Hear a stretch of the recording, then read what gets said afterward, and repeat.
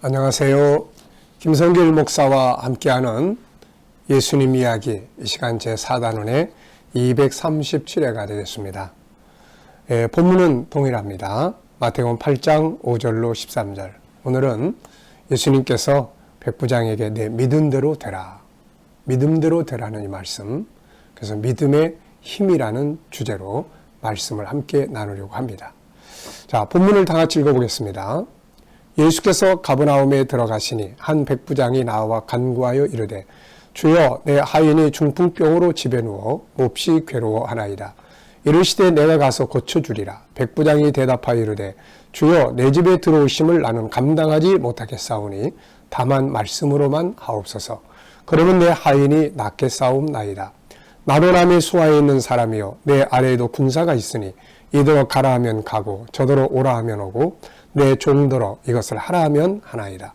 예수께서 들으시고 놀랍게 여겨 따르는 자들에게 이르시되 내가 진실로 너희에게 이르노니 이스라엘 중 아무에게서도 이만한 믿음을 보지 못하였노라.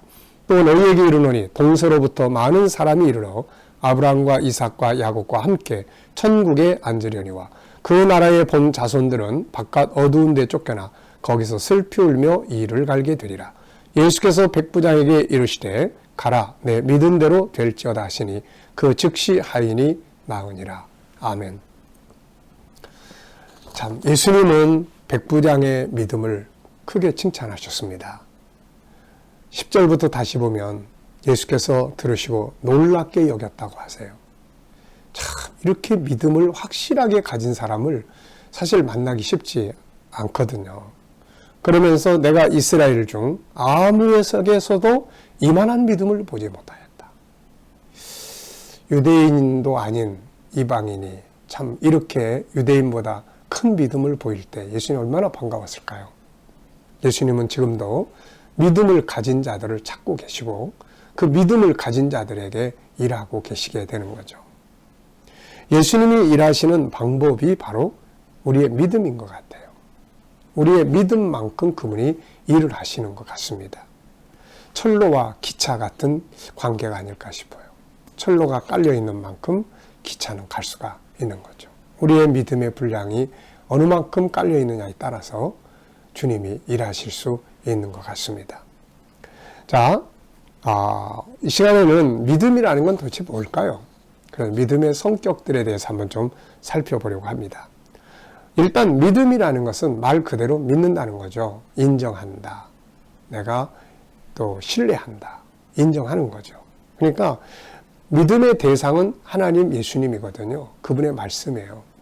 뭐 세상의 것들에 대해서 믿음을 갖는다. 물론 신뢰적인 면에서 난 저 사람의 믿음이 믿을 수 있어. 이러지만 신적 존재는 아니잖아요. 그래서 일단 믿음의 대상은 하나님, 예수님, 그리고 그분의 말씀, 이런 것들이죠. 여기에 대한 믿음의 지수가 예를 들어서 100이면 백부장의 믿음이 100이다. 왜냐하면 우리가 물도 100도가 돼야 끓잖아요. 그럼 믿음의 분량이 100이다 그러면은 이때 뭔가 역사가 팍 일어나는데 우리는 과연 믿음의 지수가 70쯤 되나요? 50쯤 되나요? 50쯤 되면은 불신하게 되죠, 이게. 50 밑으로는 불신해. 하나님 아예 아무것도 안 하실 거야. 하나님이 계실까? 하나님이 계실까? 막 이러면은 이건 벌써 50 밑으로 가는 거죠. 근데 하나님 살아계셔. 그리고 그것으로 끝나는 게 아니라 어려운 일 만날 때 하나님 살아계신다고 그러는데 이스라엘 백성들 막 도망가는 거예요, 이게. 이건 역사하는 믿음이 아니에요. 아직 끓는 믿음이 아니에요. 근데 다윗이 그 장면에 딱 보면서 속에서 막 부글부글 끓는 거예요. 막 끓는 거예요. 싸움에 이기고 지는 것은 칼과 창에 있는 게 아니라 하나님께 있다. 그리고 행동하는 거예요. 이게 이제 100% 끓는 믿음이에요. 그러니까 그런 상황이 되니까 하나님이 이제 역사를 이루는 거예요, 이게. 그래서 오늘 우리의 믿음의 지수가 50쯤 됩니까? 아니면 마이너스입니까? 아니면은 한 70쯤 됩니까? 아니면 80쯤 됩니까? 아니면 역사를 일으키는 100% 펄펄펄펄 막 끓는 그런 상태에 있나요? 우리의 믿음이 거기까지 가야 되는 거죠. 자, 우선 믿음의 성격을 좀 정리를 해보면은요. 믿음의 성격입니다. 성격. 믿음의 성격을 좀 정리를 해보면 우선 구원받는 믿음이 있습니다. 구원받는 믿음. 이 믿음은 예수님을 나의 구세주로 믿는 믿음이에요. 예수님 나의 십자가에 죽으셨어. 나는 그걸 믿어. 이걸 믿는 믿음을 가진 사람들은 구원을 받게 되죠. 구원받는 믿음. 두 번째는 역사하는 믿음이에요. 이 백부장의 믿음은 지금 역사하는 믿음이에요. 능력과 기적을 만들어내는 믿음이에요. 이 믿음은 예수님의 살아계심과 역사하심을 신뢰하고 간구하고 행동하는 믿음이죠. 이런 믿음은 기적을 만들고 뭔가 능력을 일으키게 됩니다. 베드로의 믿음, 오라 그랬더니 팍 물에 뛰어내리는 믿음, 백부장의 믿음, 혈루증 여인, 예수님의 옷자락에 내 손만 대도 내가 나을 거다 하는 이 믿음, 중풍병자 이웃을 데리고 예수님이 계신 곳에 가서 지붕 뚫고 내려보내는 이런 사람들의 믿음. 예수님은 이들의 믿음을 보시고 너희 믿음이 이 사람을 구원했다. 이런 말씀을 하신단 말이죠. 그러니까 이런 믿음은 가만 보면 목숨 건 믿음이에요. 막 절대적인 믿음이에요. 절대적인 믿음. 막 100% 펄펄 끓는 거죠. 그래서 열매 맺는 역사를 일으키는 믿음이다. 우리가 살아가면서 어려운 일을 만나 평상시 때는 봉사도 잘하고 다 하나님 잘 섬기고 이렇게 하는데 막상 어려운 일 딱 만나면 좌절하고 절망하고 이거는 70% 정도. 그러니까 아직 끓지 못하는 거예요. 어려운 일을 딱 만났을 때 주님 살아계신다. 그래 가서 기도하자. 주님이 일하시면 된다. 말씀이 역사하면 된다. 그리고 막 부르짖고 막 하나님 앞에 기도하고 부르짖고 말씀 속에 들어가고 막 그러니까 문제들이 해결되는 역사들이 일어나는 거예요. 이게 바로 역사하는 믿음입니다. 세 번째는 열매 맺는 믿음이에요. 열매 맺는 믿음. 이 믿음은 삶에서 나타나는 믿음이에요. 예수님을 믿고 배우고 따라가고 예수님의 성품을 배우고 그분의 말씀을 믿고 따라가면서 순종하고 그러다 보니까 변화와 발전을 만들어내는 거예요. 내 고집대로 안 하고 온유해라. 그러니까 네, 그렇게 하겠습니다. 예수님의 말씀을 따라가는 거예요. 그래서 이런 믿음은 바로 열매를 맺는 믿음이에요. 변화와 발전을 만들어내는 믿음이에요. 그 다음에 상 받는 믿음이 있어요. 상 받는 믿음. 봉사와 헌신, 전도와 선교, 하나님이 상 주실 일을 하고 사는 거죠.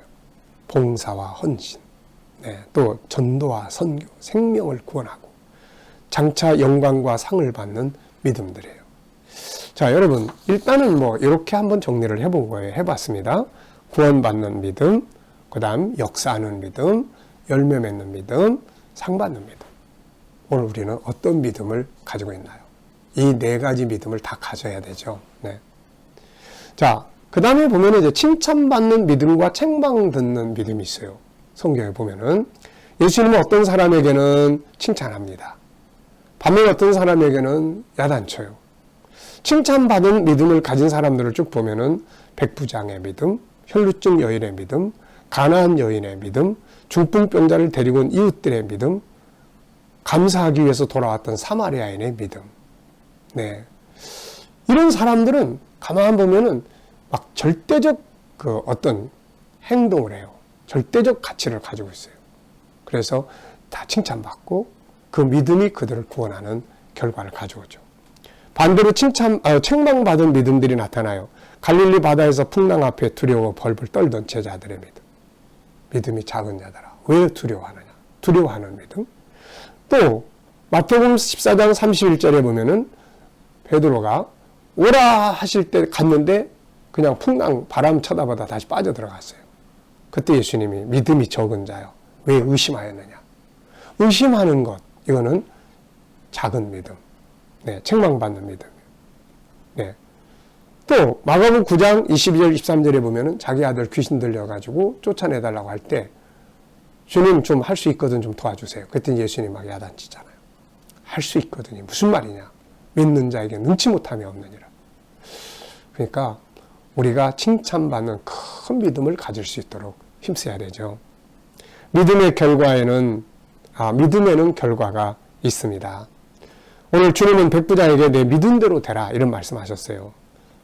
의심하는 믿음, 불신의 믿음, 불순종의 믿음은 아무것도 얻을 수 없지만 절대적 신뢰의 믿음, 순종하는 믿음, 행동하는 믿음들은 뭔가를 얻게 되는 거예요. 세상에서 가장 큰 복이 있는 자는 큰 믿음을 가진 사람들입니다. 우리는 우리 안에 있는 믿음의 씨앗을 자꾸 키워야 돼요. 그래서 구원받는 믿음에서 역사를 일으키는 믿음도 갖고, 그 다음에 열매를 맺는 믿음도 갖고, 그 다음에 상 받는 믿음도 가져서 어려운 문제가 부딪히면 해결해내는 능력을 나타내고, 평상시에는 봉사와 섬김을 통해서 열매를 맺고 자기의 삶을 변화시켜가고, 그리고 천국에서 상 받을 수 있는, 얼마나 좋습니까? 믿음이라는 게. 우리가 이렇게 모든 믿음을 다 키워갈 수 있어야 되겠습니다. 예수님은 라오디게아 교인들에게 금을 사서 부유하게 해라 라고 말씀하셨어요. 금은 바로 믿음이죠. 큰 믿음은 금과 같은 보물이에요. 이 믿음이 우리의 마음속에, 우리의 삶 속에 풍성하기를 바랍니다. 이 시간 말씀 여기서 마치겠습니다. 감사합니다.